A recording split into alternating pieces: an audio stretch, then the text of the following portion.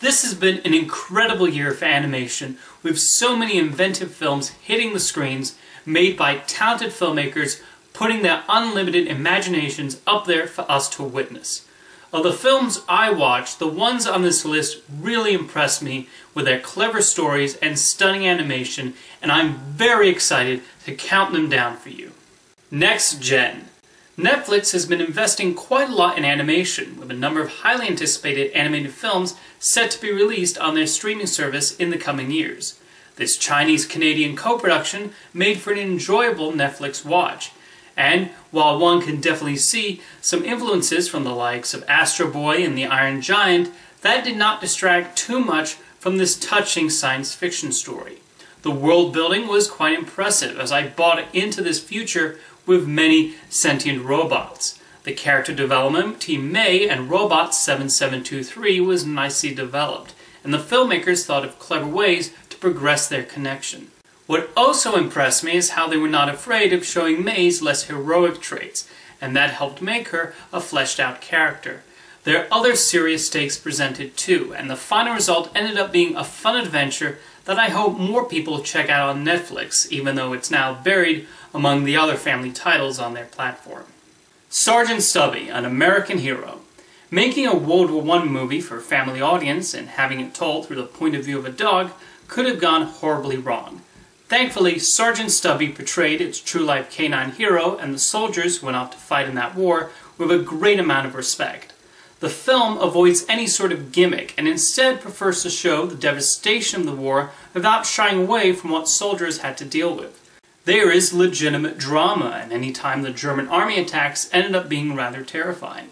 The animators particularly deserve to be commended for the various facial expressions on this pooch, and the relationship with his owner is a touching one. The film works as a really good introduction on World War I for young viewers without talking down to them, and I hope it finds a bigger audience over time. The Grinch. I found that for the most part, Illumination has made some enjoyable, albeit safe, animated films. With The Grinch, I feel the studio upped their game further and managed to create a very pleasing adaptation of the Dr. Seuss classic. I really like how a large chunk of this movie is spent on the actual planning of the heist. All of the scenes where the Grinch steals Christmas are also directed by Yarrow Cheney and Scott Mosier with plenty of zest.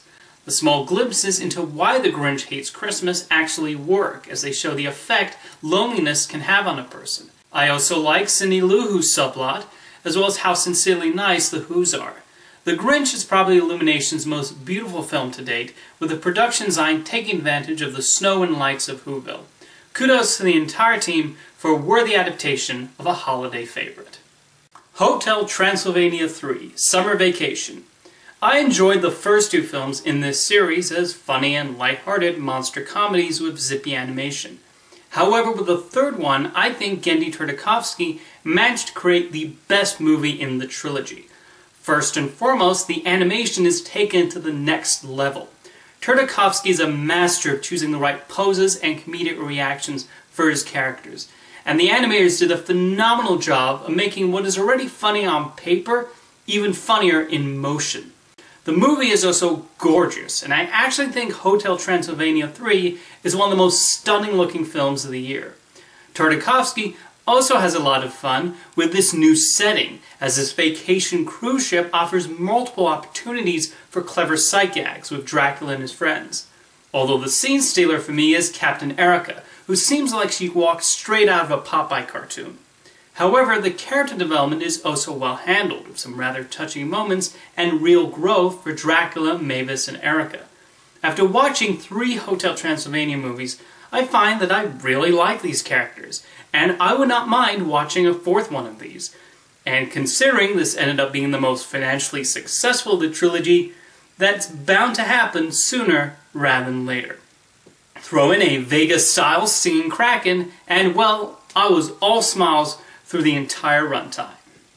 Early Man. Probably Aardman's most British film to date, and that's saying something, Nick Park's latest feature cleverly combined caveman hijinks with sports movies. The studio's trademark humor is still there, along with the incredibly endearing stop-motion animation. A lot of the humor is centered around sports fanatics, and Park has a lot of fun poking gentle fun at how tribalistic sports can be. The main character Doug makes for likable protagonist, and Tom Hiddleston puts on an hilarious accent as the villain. Aardman has always been wonderful at silent, Chaplin-esque physical comedy, and we get plenty of that with A Prehistoric Pig. And despite the occasional rock pun here and there, Early Man largely avoids the Flintstones-type gags one might expect. Nick Park also exhibits his usual directorial flourishes in the lighting department, and definitely brings out his inner Ray Harryhausen. It all adds up to an inventive comedy and another winner from Aardman. Ralph Breaks the Internet. Taking Wreck-It Ralph and Vanellope von Schweetz, the Internet allows for multiple opportunities to create an inventive take on the World Wide Web, and Rich Moore and Phil Johnston and the artists at Disney Animation nicely succeed in that regard. The ways they incorporate the likes of eBay and a YouTube-like website into the story are quite clever, but also work as a way to develop our two leads. I also loved the search engine they encounter, and the infamous Disney princess scene is a riot too. The animators and designers truly give the Internet the appearance of a sprawling metropolis. However, underneath the humorous meta-jokes and Internet references, there's a strong theme about friendship and what it means to be a friend. This allows for the story to take some unexpected turns that I appreciated. Throw in an excellent Alan Menken musical sequence and Ralph Breaks the Internet becomes a more than worthy sequel that deserves to sit alongside the superb first film. Teen Titans Go to the Movies. As someone who's already fond of the television series, it probably wasn't too much of a surprise that I greatly enjoyed the feature film version. However, this has not merely become just a longer episode of the television series. Instead, the show creators use the opportunity to poke fun of the current popular trend of superhero movies and find multiple ways to flip them on their heads. Using Robin's own insecurities was a particularly good idea, as it allows his arc to pave the way for a series of hilarious jokes both at his expense and at Hollywood's. And they don't hold back at all, with a time travel sequence having some particularly shocking jokes I cannot believe Warner Brothers let the filmmakers do, but I'm so glad they did. I loved how they played around with the DC superheroes, and Slade, as voiced by Will Arnett, makes for an enjoyable foe for the Titans. Directors Aaron Horaff and Peter Ryder-McKell do take advantage of the big screen format, as they adapt the Teen Titans Go animation and even include a few sequences done in traditional hand-drawn animation.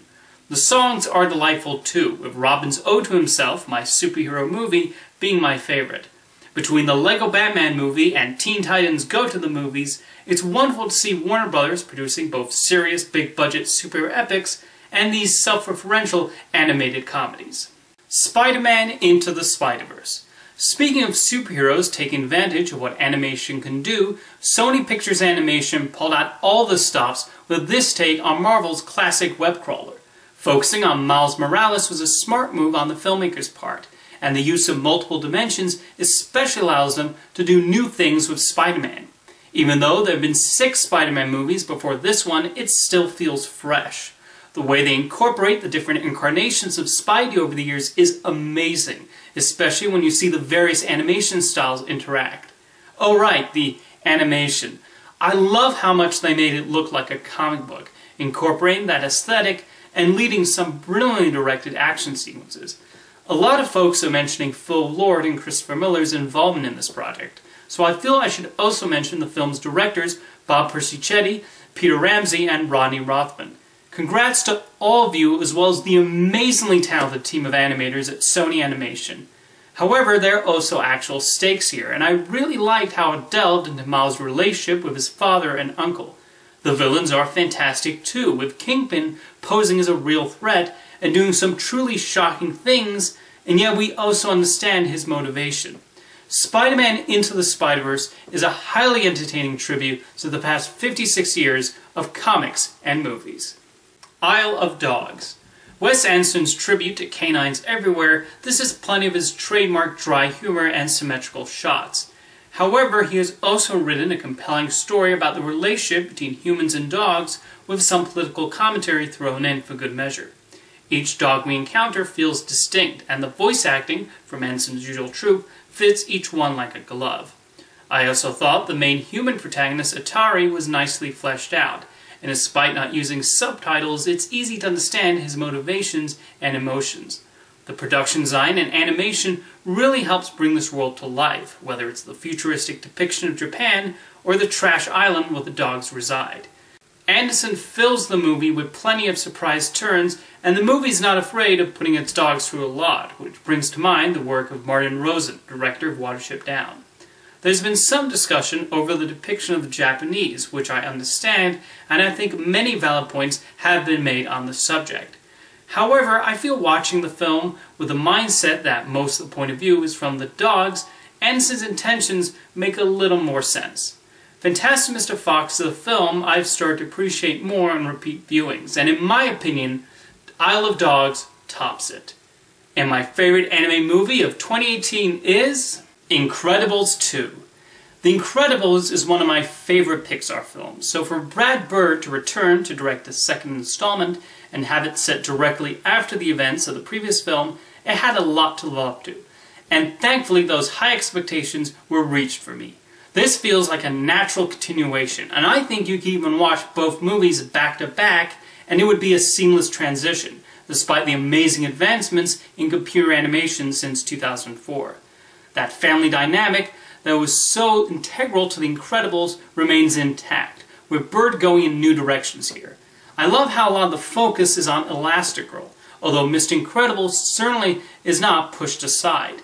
In the first film, we see him try to show he still has the strength to be a superhero for his family, and in the sequel, the film nicely shows whether he can live up to that promise.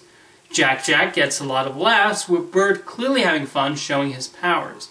I never thought to pair him up with Edna, but they work great together. And do check out the bonus short on the Blu-ray. The action is fantastically animated by the folks over at Pixar, and we get some additional superheroes with their own unique powers. The film's commentary on media is definitely pointed, and fits in well with the message about the importance for equal human rights for those shunned from society. I think that's a message that's especially important to give in today's world.